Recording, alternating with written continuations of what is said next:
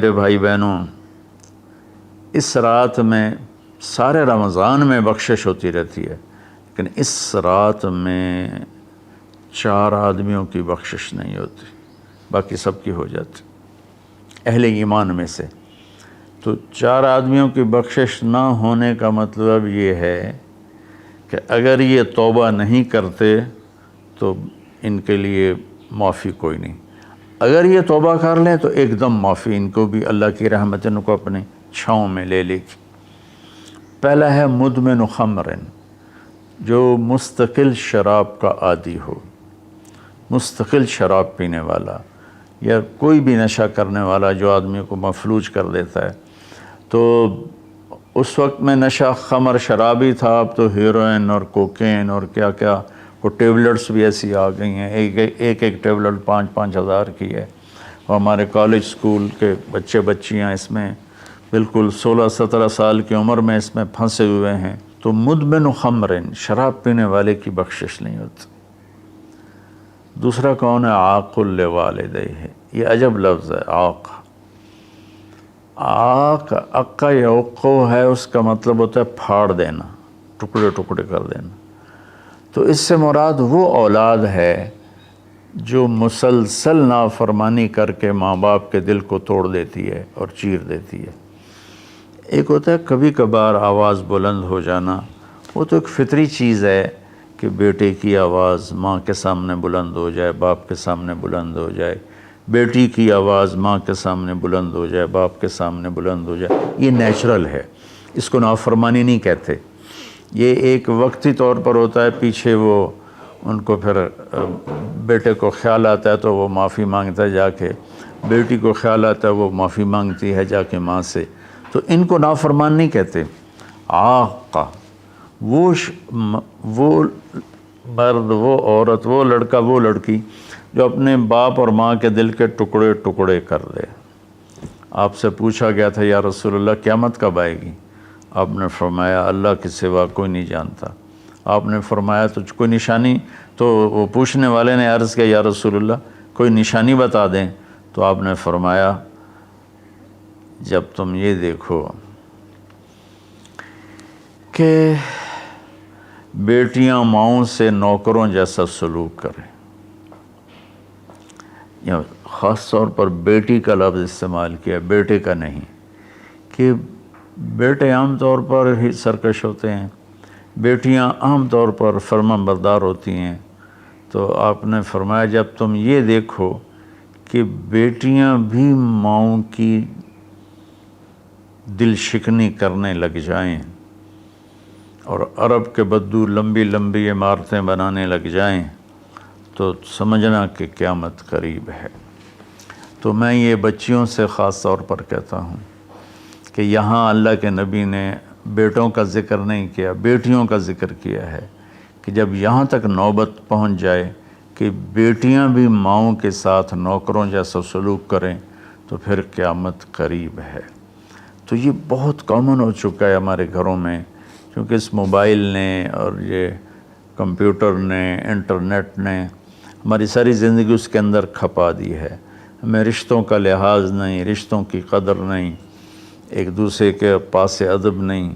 میں جب بہت چھوٹا تھا تو میں نے اپنی ایک پچھلی نسل جو اب ساری ختم ہو گئی ہے، آخری سے میرے بہنوئی وہ بھی فوت ہوئے ہیں چند دن پہلے، تو ان سب میں اپنے ماں باپ کا اتنا ادب ہوتا تھا کہ کوئی ان کے آگے چوں نہیں کرتا تھا۔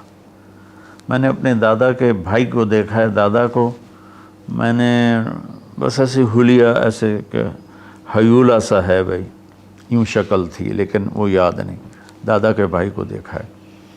تو دادا کے بھائی کے جو بیٹے تھے نا، جب ڈیرے میں بیٹھتے تھے تو اپنے والد کے سامنے نہیں بیٹھتے تھے، پیٹھ کے پیچھے بیٹھتے تھے، حالانکہ دین کی کوئی خبر نہیں تھی۔ یہ اس وقت کی معاشرت تھی، مشرقی معاشرت۔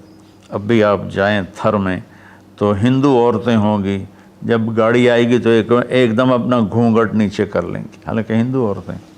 یہ تہذیب مشرق ہے۔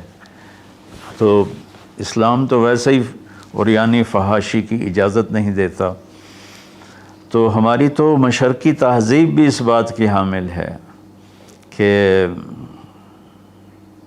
عورت حیا کے پردے میں چھپی ہوتی، اور اللہ نے مجھے تاریخ پڑھنے کا بہت موقع دیا۔ دنیا میں یہ جو راجپوت قوم ہے یہ آرین ہے، تو جب ان کی یہ قبل مسیح آئے ہندوستان میں، عیسیٰ علیہ السلام کی آمد سے پہلے ہندوستان میں آئے، پھر یہ خونخوار تھے اور آپس میں لڑتے تھے، تو پورا ہندوستان چھوٹی چھوٹی ریاستوں میں بٹا ہوا تھا۔ کبھی کسی راجا نے 5-10 ریاستیں فتح کر لیں، ورنہ یہ اس طرح تقسیم تھا۔ تو یہ دنیا کی واحد قوم ہے، جب انہیں یقین ہوتا تھا کہ ہمیں شکست ہو جائے گی تو وہ سب سے پہلے اپنی بیٹیوں کو، بیویوں کو، ماؤں کو قتل کر دیتے تھے کہ کوئی ہماری بیٹیوں کی عزت سے نہ کھیلے، ہماری بہنوں ماؤں کی عزت سے نہ کھیلے۔ پھر جا کر لڑتے تھے، اور عام طور پر جس کو شکست ہوتی تھی وہی ایسا کرتا تھا اور اپنی جان دے دیتے تھے۔ چھوٹا سا واقعہ سناتا ہوں کہ مراٹھوں نے ایک قلعے پر حملہ کیا، شیر گڑھ اس کا نام تھا، تو اس کا جو راجا تھا وہ راجپوت تھا، اس کی طرف سے اورنگزیب کی طرف سے وہ وہاں اس قلعے کا وہ حاکم تھا، لیکن تھا ہندو، اودے سنگھ اس کا نام تھا، اور اس کی 18 بیویاں تھیں۔ تو مراٹھوں نے اس پر حملہ کیا، تو رات کے اندھیرے میں حملہ کیا، تو سارے 5000 کی فوج تھی، ہندو مسلم کٹھے، وہ شرابیں پی کے پڑے تھے، وہ 300 آدمی اندر گئے، ان کو اکھاڑ دیا۔ تو اودے سنگھ کو جب پتہ چلا کہ میدان ہاتھ سے نکل گئے تو اس نے اپنی 18 بیویوں کا سر قلم کر دیا، اور پھر آ کے نیچے لڑا اور خود بھی مارا گیا۔ تو یہ ایک ثقافت تھی، تہذیب تھی۔ تو اب ہماری ساری وہ اختلط الحابل بالنابل، اچھا پانی اور گند گٹر کا پانی آپس میں مل گئے ہیں۔ تو ہماری تو آپ نے تہذیب دیکھنی ہو تو آپ یہ ادھر جا کر سندھ میں دیکھ لیں کس طرح عورتیں اپنے گھونگھٹ میں رہتی ہیں۔ تو میرے بیٹوں بیٹیوں، حیا بہت بڑی چیز ہے، بہت بڑی دولت ہے۔ چونکہ ہم قرآن نہیں پڑھے، اللہ کے نبی کو نہیں پڑھا، تو مختلف قسم کی چیزوں سے ہم متاثر ہو کر اپنا وجود بھی گم کر بیٹھے ہیں اور اپنی تہذیب بھی مار بیٹھے ہیں۔ تو دوسرا شخص جس کی بخشش نہیں، وہ ہے جو ماں باپ کے دل کو ٹکڑے ٹکڑے کر دیتا ہے۔ تیسرا ہے قاطع رحم، جو رشتوں کی پرواہ نہیں کرتا، رشتوں کو توڑتا ہے، بدتمیزی کرتا ہے، گالی گلوچ کرتا ہے، اور کبھی بھائی سے لڑتا ہے، کبھی ماں سے لڑتا ہے، کبھی باپ سے، کبھی چچا سے، کبھی تایا سے۔ ماں اور باپ سے جتنے رشتے بنتے ہیں نا، وہ ذوی الارحام کہلاتے ہیں۔ تو جو اپنے رشتوں کی قدر نہیں کرتا اور ان کو ذلیل کرتا ہے تو اس کی بھی بخشش نہیں ہوتی۔ چوتھا ہے الشاحن۔ شاحن کہتے ہیں جو دل میں بغض رکھے کسی کے لیے، دل میں کینہ رکھے کسی کے لیے، تو اس کی بھی بخشش نہیں ہوتی۔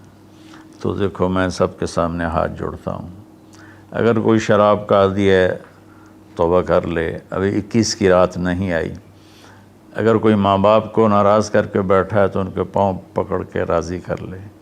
کوئی رشتہ داروں سے لڑائیاں کرتا پھر رہا ہے تو صلح کر لے۔ کوئی کسی کے بارے میں دل میں کینہ رکھتا ہے، بغض رکھتا ہے، تو اپنے دل کو صاف کر لے۔ ان چاروں میں یہ آخری چیز بہت زیادہ پھیلی ہوئی ہے کہ ہمارے دل نفرتوں سے بھرے ہوئے ہیں۔ تو میرے بھائی بہنوں، اس رات میں اللہ تبارک و تعالیٰ سب کی بخشش فرما دیتا ہے سوائے ان 4 آدمیوں کی، اور یہ بھی اگر توبہ کر لیں تو ان کی ساتھ ہی بخشش ہو جاتی ہے۔ تو اس میں ہمیں 21 کو بھی جاگنا چاہیے، 23 کو بھی، 25 کو بھی، 27 کو بھی، 29 کو بھی، کہ 5 راتیں، کوئی ایک رات تو ضرور ہوگی باقی اصل علم تو میرے اللہ کے پاس ہے۔ تو اپنے دل کو بھائی بہنوں صاف کرو، اور اس ایک رات میں 83 سال کا ثواب لے لو۔ اللہ تعالیٰ مجھے آپ کو عمل کی توفیق بخشے۔ السلام علیکم۔